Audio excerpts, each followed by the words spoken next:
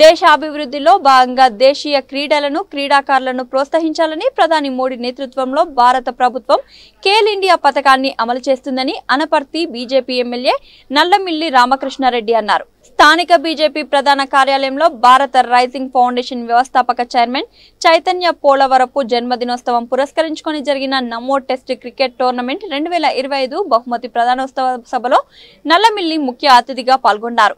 ఈ టోర్నమెంట్ లో విన్నర్స్ గా గెలిచిన శేఖర్ టీం కు 50,000 రూపాయల నగదును బహుమతిని విన్నర్స్ కప్ ను ఆయన అందజేశారు. ఈ సందర్భంగా రామకృష్ణారెడ్డి మాట్లాడుతూ ప్రపంచ ఆరోగ్య సంస్థ హెచ్చరిస్తున్న విధంగా భారత సమాజంలో మారిన జీవన శైలి వల్ల ఎదురవుతున్న శారీరక ఆరోగ్య సమస్యలు పరిష్కారానికి క్రీడలు దోహదపడతాయన్నారు. యువశక్తి శక్తిని సమాజ అభివృద్ధిలో భాగస్వామ్యం కల్పించే విధంగా భారత రైజింగ్ ఫౌండేషన్ క్రీడలు నిర్వహించడం అభినందనీయమని అన్నారు. బహుమతి ప్రదానోత్సవం సందర్భంగా ఏర్పాటు చేసిన కార్యక్రమానికి అధ్యక్షత వహించిన భారతీయ జనతా పార్టీ జిల్లా అధ్యక్షులు నాయకులకు అందరికీ పేరు పేరున హృదయపూర్వక నమస్కారాలు.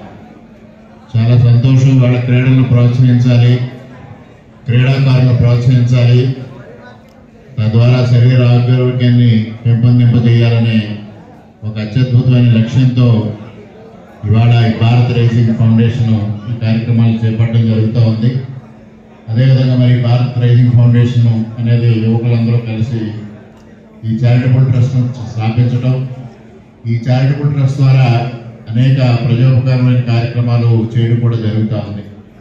న్యాచురల్ ఫార్మింగ్ కానీ, కోవిడ్ టైంలో అనేక మంది అనాథులకి భోజనం కల్పించడం కానీ, అనేక మందిని ఆదుకోవడం, అనేక సమస్యల్లో ఉన్న వారికి ఆపన్నహస్తం అందించడం, మరోపక్క ఈ క్రీడలను ప్రోత్సహించడం, ఇన్ని కార్యక్రమాలు తీసుకుని యువత అంతా ముందుకు వెళ్ళడం జరుగుతూ ఉంది.